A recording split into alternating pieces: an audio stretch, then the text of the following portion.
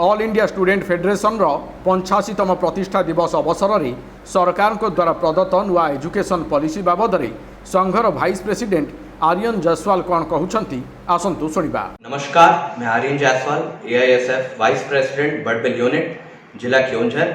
जैसा कि आप सब जानते हैं, न्यू एजुकेशन पॉलिसी जो आई है उसके बारे में मैं आपसे कुछ कहना चाहूँगा।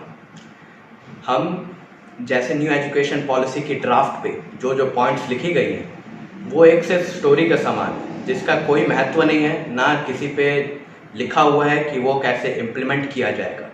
बस पॉइंट्स हाईलाइटेड हैं जिसको देख के आदमी आकर्षित होते हैं, उसके तरफ अट्रैक्ट होते हैं कि बहुत कुछ अच्छा इस पे लिखा हुआ है। उसके बारे में मैं आपसे कुछ शेयर करना चाहूँगा। जैसे उस पर है 6% GDP। इसको बहुत इन्होंने एडवर्टाइज किया, हाईलाइट किया कि 6% GDP हम खर्च करेंगे। आप जानते होंगे कि 1966 में जो कोठारी कमीशन आई थी उस टाइम से ये कहा गया था कि हमें 6% GDP खर्च करना चाहिए, और वही इस बार भी इस पे लिखा गया है कि 6% GDP खर्च होगी। पर कैसे होगी उसका कोई पॉइंट नहीं है, वो कहीं मेंशन नहीं है कि कैसे GDP वहाँ पे रखी जाएगी। आज हम 3% GDP खर्च करते हैं एजुकेशन पे। 3% पे हम आंगनवाड़ी, गवर्नमेंट स्कूल पे मिड डे मील्स देते हैं, और तब जाके हम 3% GDP खर्च करते हैं। आने वाले समय पे गवर्नमेंट कोई भी स्कूल पे कुछ खर्च नहीं करेगी, स्कूल्स को अपने बलबूते पे चलना पड़ेगा। तब गवर्नमेंट कह रही है कि हम 6% GDP करिए। भाई साहब, आप कहाँ कर रहे हो 6% GDP? आप जानते होंगे, हमें तो नहीं समझ आ रहा आपकी पॉलिसी से। आपने बोला कि हम समान एजुकेशन देंगे, आप 2 पार्ट में डिवाइड कर दिए, आंगनवाड़ी, प्री स्कूलिंग। अब जो अमीर बच्चे हैं वो तो खास कर जाएंगे प्री स्कूलिंग, अच्छे से प्ले स्कूल्स पे पढ़ेंगे DPS के, और जो गरीब हैं वो जाएंगे आंगनवाड़ी। और आंगनवाड़ी को जितना गवर्नमेंट पहले मदद करती थी अब वो भी नहीं हो पाएगा, क्योंकि आंगनवाड़ी को अपने बलबूते पे चलना पड़ेगा। जैसा कि इसमें लिखा गया है कि आप गवर्नमेंट से लोन ले सकते हैं as a loanee, but government आपको हेल्प नहीं करेगी। तो ये डिफॉल्टली फीस हाइक होना ही है इस पर, और फीस हाइक होगी तो कहाँ से गरीब बच्चे अफोर्ड कर पाएंगे इस चीज़ को। और आपने किया इस पे कि आप प्राइवेट सेक्टर को इनकरेज कर रहे हैं, आप उनको बुला रहे हैं इस पे। आप जैसा कि यहाँ हमारा GDP इतना ख़त्म हो चुका है, क्रैश हो चुका है GDP, हमारे यहाँ अनएम्प्लॉयमेंट भर भर के है, आदमी के पास पैसे नहीं है, रोजगार नहीं है, फिर आप इनकरेज करेंगे प्राइवेट सेक्टर को। आज भी जो मौजूदा प्राइवेट स्कूल्स, यूनिवर्सिटीज़ हैं, उनके फीस स्ट्रक्चर किसी की तो पूरी साल की तनख्वाह उनका 1 महीना का फीस स्ट्रक्चर होती है। वो लोग कहाँ से अफोर्ड कर पाएंगे ये सब चीज़? ऐसा हमारे सिर्फ यही मैं सोचता हूँ इसीलिए बनाया गया है ताकि ये गरीब बच्चे ना पढ़े, जितने अमीर हैं वो लोग इस पे पढ़ पाएँ।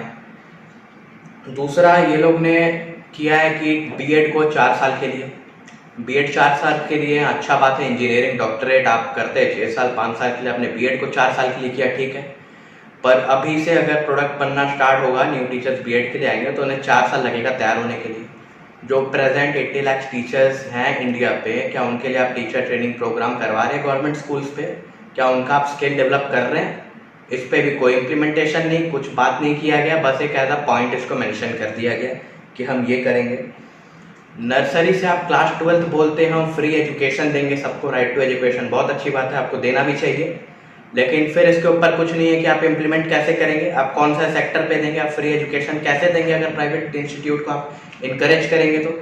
अगर आंगनवाड़ी, जितने गवर्नमेंट कॉलेज अपने पर काम करेंगे, अपना फीस अपने निकालेंगे, टीचर सैलरी निकालेंगे, तो जाहिर सा बात है फीस हाइक होगा, टीचर सैलरी पे कट होगा, और स्टूडेंट्स पे प्रेशर होगा इस चीज़ का। तो आप फ्री एजुकेशन कैसे करेंगे?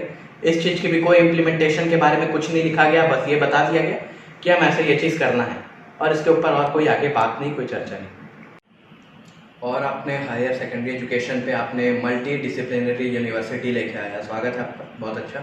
लेकिन आप इस पे मल्टी डिसिप्लिनरी यूनिवर्सिटी को आप बढ़ावा दे रहे हैं देश पे, अच्छी बात है। लेकिन आप जितने university specified IITs, IIM, FITs, ये सब जितने इंस्टीट्यूट हैं, इन सबको आप कर देंगे मल्टी डिसिप्लिनरी।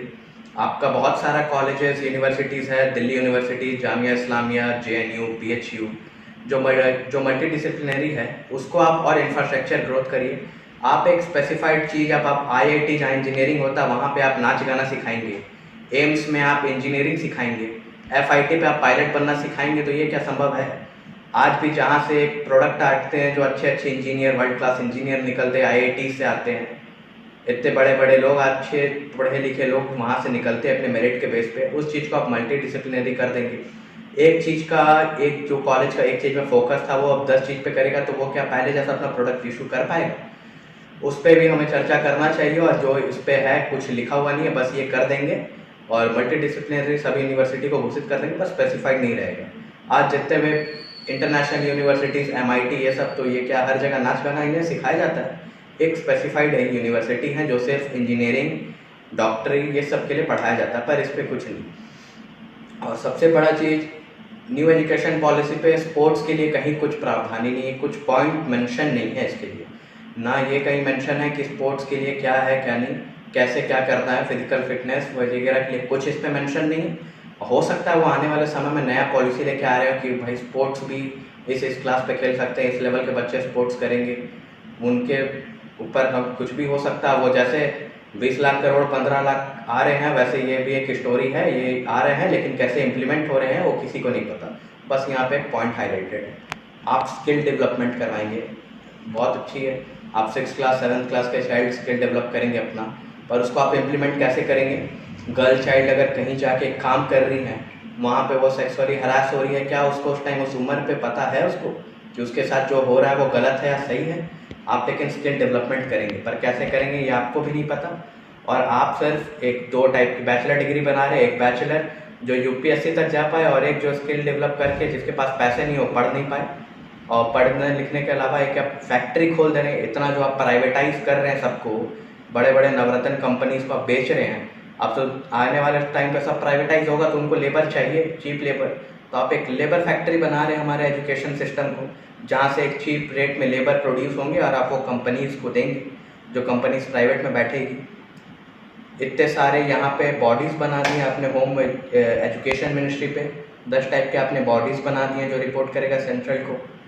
इस किस तरह का हो रहा है? लोकल पॉलिटिशियन, लोकल इंडस्ट्रियलिस्ट वहाँ के रहेंगे जो डिसाइड करेंगे कि कॉलेज फीस कितना होना चाहिए, कि कॉलेज फीस वहाँ कितने होने चाहिए, लोकल इंडस्ट्रियलिस्ट डिसाइड करेंगे। तो कौन इंडस्ट्रियलिस्ट चाहेगा कि वहाँ से वो प्रॉफिट ना कमाए, वो फीस हाइक करेगा? और कहाँ पढ़ पाएंगे? जो पॉवर्टी लाइन के नीचे हैं बच्चे, वो लोग कहाँ पे पढ़ पाएंगे? इस चीज़ का समाधान कहीं नहीं दिखने को एजुकेशन पॉलिसी पे। ये सिर्फ एक ड्राफ्ट, एक ऐसे लिखा है इन्होंने। 6 साल से इसके ऊपर इन लोग काम कर रहे हैं, 2015 से लेके अभी तक इनका कुछ क्लियर नहीं है कैसे आगे इम्प्लीमेंट करना है, कैसे क्या करना है। बस 6 साल पे एक एजुकेशन पॉलिसी इन्होंने बना दिया, जो कि यही कहता है कि जिसके पास पैसा वही पढ़ सकता है, और जो गरीब हालात पे है वो जाएगा लेबर फैक्ट्री पे और वो काम करेंगे वहाँ पे, वहाँ से वो एक लेबर जैसा निकलेंगे, वो कंपनीज को प्रोवाइड होंगे। एक बहुत चीप लेबर वो प्रोडक्शन स्टार्ट कर रही है गवर्नमेंट अपना। तो मैं AISF का वाइस प्रेसिडेंट होने की तरफ से मैं ये सरकार को चुनौती देना चाहता हूँ, अगर इस चीज़ को इम्प्लीमेंट किया गया तो आने वाले समय में एक बहुत बड़ा छात्र आंदोलन देखने को मिल सकता है। ये सिर्फ उड़ीसा में नहीं, पूरे देश में मिला जाएगा, क्योंकि ये पेंडेमिक में के आड़ पे हमें हाथ पे बेड़ियाँ पहना के ये सब पॉलिसीज़ पास कर रहे हैं। अगर आपको करना ही है, आपको ऐसा पॉलिसी लाना, पेंडेमिक जाने के बाद आप इसके ऊपर चर्चा करिए, अच्छे से इसके ऊपर चर्चा हो, उसके बाद ये पॉलिसी आए। पर आप पेंडेमिक के आड़ पे आपको जो करना रह रहा आप कर रहे हैं, क्योंकि पेंडेमिक है और आप बेड़ियाँ पहना के मार रहे हैं सबको। आप खोलिए, उसके बाद पेंडेमिक ख़त्म होने दीजिए, आप इसके ऊपर बात करिए। हम स्टूडेंट यूनियंस भी तैयार हैं आपको जवाब देने के लिए कि यहाँ पॉलिसी में क्या सही है क्या गलत है। धन्यवाद, नमस्कार। 12 अगस्त हमारा फाउंडर्स डे है AISF का, जिस पे हम 85 ईयर्स कंप्लीट कर रहे हैं। उसकी खुशी पे हम आज लाइफ उड़ीसा को धन्यवाद कहना चाहेंगे कि वो अपना इतना कीमती समय निकाल के हमें कुछ समय दिया ताकि हम अपनी आवाज़ सरकार तक पहुंचा सकें, देश के युवा तक पहुंचा सकें, छात्र संघ को बता सकें कि ये पॉलिसी आने वाले समय में किसके लिए क्या ला सकती है। मैं बहुत बहुत धन्यवाद कहना चाहूँगा लाइफ उड़ीसा को।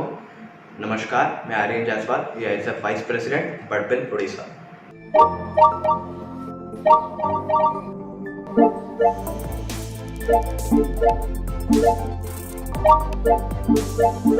Thank you.